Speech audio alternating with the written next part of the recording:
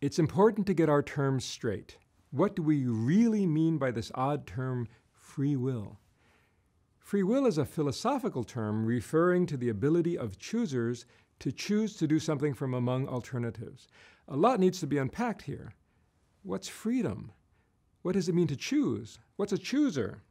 Does the chooser need to be conscious? How are alternatives generated?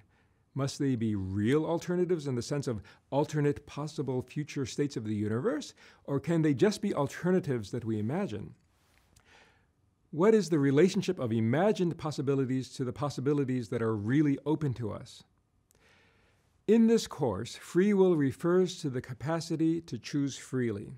Free choosing, in turn, is the capacity of a chooser or agent to influence the probabilities of occurrence of future events, perhaps by internally considering or modeling those possible future events, and then choosing to implement or execute internal or external actions that will enhance the likelihood that the desired alternative will be realized.